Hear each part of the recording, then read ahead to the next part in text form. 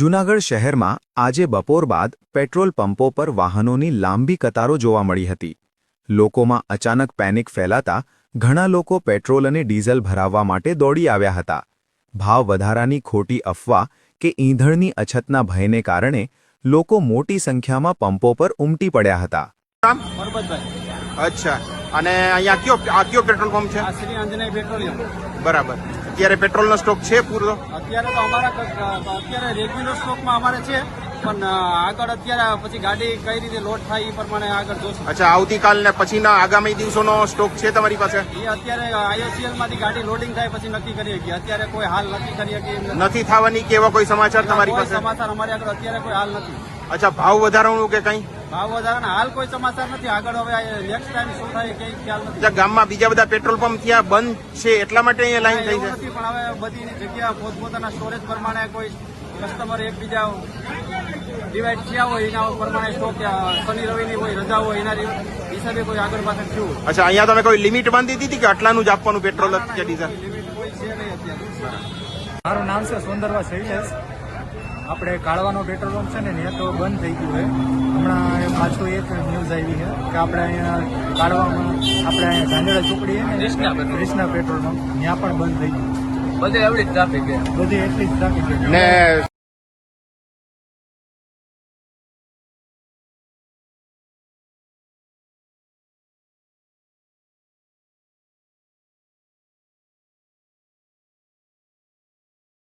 હાલમાં જૂનાગઢ જિલ્લામાં પણ પેટ્રોલ તથા ડીઝલનો જથ્થો પૂરતા પ્રમાણમાં ઉપલબ્ધ છે। નાગરિકોને અફવાથી દૂર રહેવા ગુજરાત સરકારના નાગરિક પુરવઠા વિભાગના અધિક સચિવ મોના ખંધારે જણાવ્યું હતું કે રાજ્યમાં પેટ્રોલ અને ડીઝલની કોઈપણ પ્રકારની તંગી કે અછત નથી, એટલે કોઈએ ખોટી અફવાઓ ફેલાવી નહીં કે પછી નાગરિકોએ ખોટી અફવાઓમાં આવીને ખોટી અફવાઓ ફેલાવશે તો કાયદેસરની કાર્યવાહી પણ થઈ શકે છે। જૂનાગઢ શહેરની વાત કરીએ તો જૂનાગઢ શહેરમાં આજે શાંતિથી અફવા ફેલાણી હતી કે જૂનાગઢમાં પેટ્રોલ પૂર્ણ થતાં પેટ્રોલ પંપમાં ભારે મોટી લાઈન લાગી હતી ને જે આ પેટ્રોલ પંપ છે તે જૂનાગઢના આગાખાના હોસ્ટેલ મેઇન રોડ ઉપર આવેલ સ્વામિનારાયણ ગુરુકુળની બાજુમાં આવેલ જગત પેટ્રોલ પંપ છે અને જગત પેટ્રોલ પંપ આવેલો છે। આ પેટ્રોલ પંપ ખાતેથી એગ્રીકલ્ચરના 4 મોટા ટીપડાઓ જે છે તે પેટ્રોલના ભરીને નીકળ્યા છે। આ પેટ્રોલના ટીપડા ભરાણા ત્યારે અધિકારી ત્યાં મામલતદાર કક્ષાના અધિકારી ઊભા હતા અને ટીપડા ભરાઈને નીકળી ગયા હતા અને મામલતદારને પૂછતા તેમણે એવું કહ્યું કે કલેક્ટર સાહેબે આ ટીપડામાંથી 1 પણ લીટર વાપરવું કે ટીપું વાપરવાની મનાઈ કરી છે।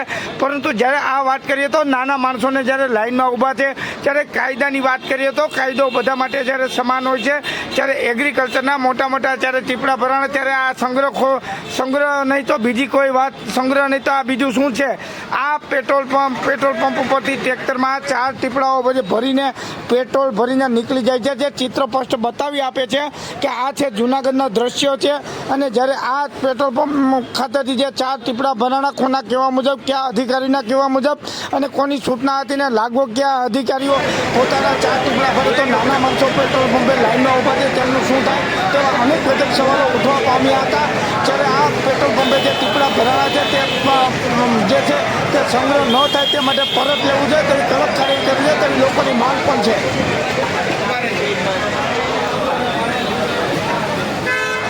શીશામાં બધાને મનાયો, શીશામાં નહીં।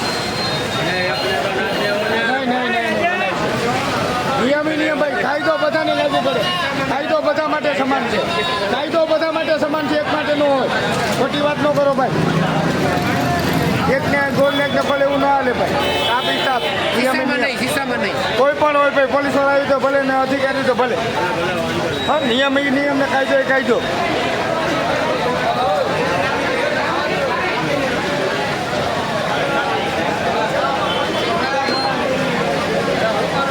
સંગ્રહખોર ન થાવ। આ સંગ્રહખોરો કોણ છે? આ સંગ્રહખોરો કોણ છે? સંગ્રહખોરો જગા ભરીને છે। આ સંગ્રહખોર છે। આ સંગ્રહ પેટ્રોલનો કરવા માંડ્યા છે। આપ ચિત્ર જોઈ રહ્યા છો, બિંદાસ પેટ્રોલ ભરે, શીશામાં ના પાડે છે, ટીપડાઓ ભરવામાં આવ્યા છે। ચિત્ર બતાવે છે કે આ લાગવગથી જે છે તે આ ટીપડાઓ ભરી દેવામાં આવ્યા છે। તે જોવા મળે છે કે એકને ખોલ ને એકની ગોળ તેવી સ્થિતિ સર્જાણી છે. આ પીયુઝેડ ટ્રેક્ટરમાં બિનદાસ આ પેટ્રોલ ભરીને ક્યાં લઈ જાય છે તે ચિત્રો જોવા મળે છે. આ છે જુનાગઢનો જે આ પેટ્રોલ પંપ છે તે કાળવા ચોકથી નજીક આવેલો અને સ્વામી મંદિરની બાજુમાં આવેલો પેટ્રોલ પંપ છે, ભારત પેટ્રોલ પંપ. કે જે પેટ્રોલ પંપ છે તે પેટ્રોલ પંપના જે છે શીશાઓ નથી ભરી જતા અને ટીપડાઓ ભરીને બહાર જાય છે. તો આ પેટ્રોલનો સંગ્રહ કરવાની એક અછત છે, મનાઈ છે.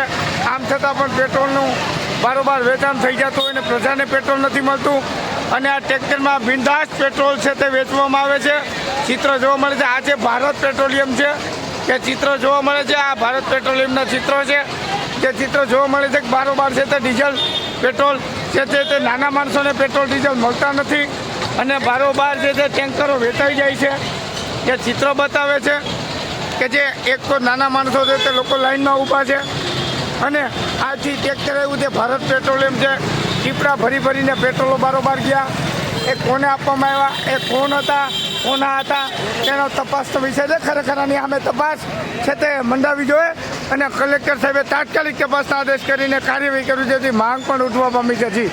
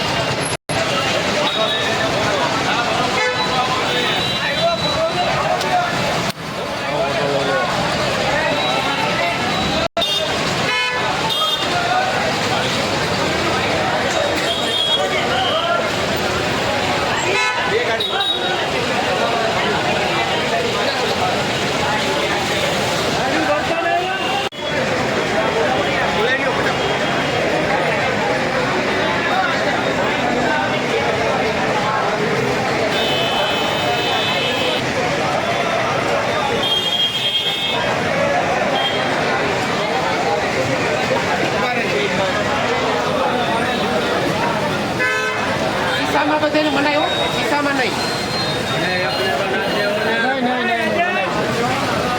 નિયમ ભાઈ, કાયદો બધાને લાગુ પડે. કાયદો બધા માટે સમાન છે. કાયદો બધા માટે સમાન છે, એક માટે ન હોય. ખોટી વાત ન કરો ભાઈ.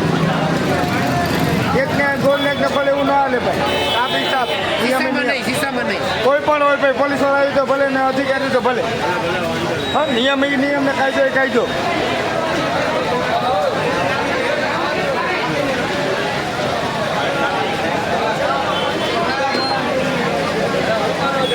સંગ્રહખોર નો થાવ.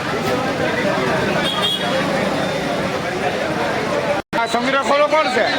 આ સંગ્રહખોરો કોણ છે? સંગ્રહખોરો છે ભરીને છે. આ સંગ્રહખોર છે. આ સંગ્રહ પેટ્રોલનો કરવા માંડ્યા છે. આપ ચિત્ર જોઈ રહ્યા છો. બિનદાસ પેટ્રોલ ભરે, શીશામાં ના પાડે છે. ટીપડાઓ ભરવામાં આવ્યા છે. ચિત્ર બતાવે છે કે આ લાગવગથી જે છે તે આ ટીપડાઓ ભરી દેવામાં આવ્યા છે. તે જોવા મળે છે કે એકને ખોલ ને એકને ગોળ તેવી સ્થિતિ સર્જાણી છે. આ પીયુઝેડ ટ્રેક્ટરમાં બિનદાસ આ પેટ્રોલ ભરીને ક્યાં લઈ જાય છે તે ચિત્રો જોવા મળે છે. આ છે જુનાગઢનો જે આ પેટ્રોલ પંપ છે તે કાળવા ચોકથી નજીક આવેલો અને સ્વામી મંદિરની બાજુમાં આવેલો પેટ્રોલ પંપ છે, ભારત પેટ્રોલ પંપ. કે જે પેટ્રોલ પંપ છે તે પેટ્રોલ પંપના જે છે શીશાઓ નથી ભરી જતા અને ટીપડાઓ ભરીને બહાર જાય છે. તો આ પેટ્રોલનો સંગ્રહ કરવાની એક અછત છે, મનાઈ છે. આમ છતાં પણ પેટ્રોલનું બારોબાર વેચાણ થઈ જતું હોય અને પ્રજાને પેટ્રોલ નથી મળતું અને આ ટ્રેક્ટરમાં બિનદાસ પેટ્રોલ છે તે વેચવામાં આવે છે. ચિત્ર જોવા મળે છે. આ છે ભારત પેટ્રોલિયમ છે કે ચિત્ર જોવા મળે છે. આ ભારત પેટ્રોલિયમના ચિત્રો છે.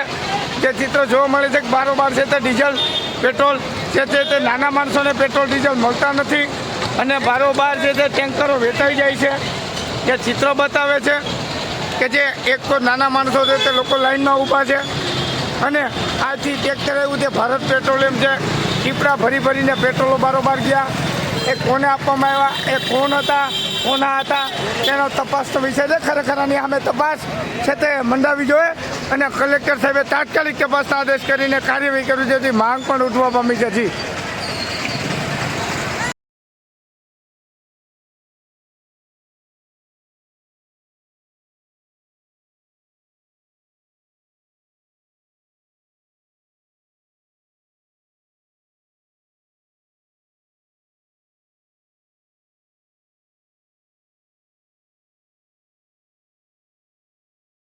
હા, જુનાગઢમાં હોલસેલ ને હોલસેલ ભાવે. તો આજે તો આપણે આવી ગયા હતા શુભમ ટેક્સટાઇલમાં. गुलाबी साडी आणि लाली लाल लाल दिसते मी भारी ताजा फोटो माझा અહીં તમને bridal choli, ready to wear, लाल लाल પટોળું, ताजा फोटो माझा કસુંબો, party piece, designer blouse piece, વાલાસરમ, બાંધણી, झाला क्लोज आता वाईट એમાં પણ પેરામણીની લેવા દેવાની સાડીઓની ખરીદી માટે વિશાળ રેન્જ, એ પણ હોલસેલ ભાવે. मस्त खुशी એડ્રેસની વાત કરીએ તો દુકાન number 205 Shrinath market, Mangnath road, Junagadh. Gift कर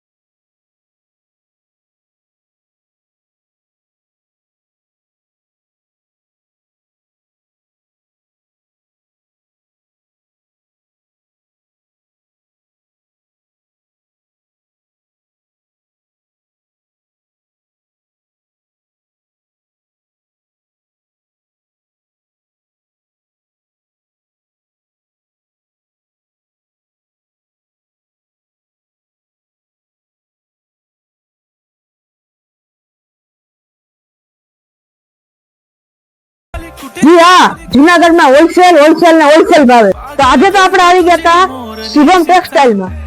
गुलाबी साडी आणि लाली लाल लाल दिसते मी भारी राजा फोटो माझा અહીં તમને bridal choli, ready to wear, लाल लाल પટોળું, राजा फोटो माझा કસુંબો, party piece, designer blouse piece,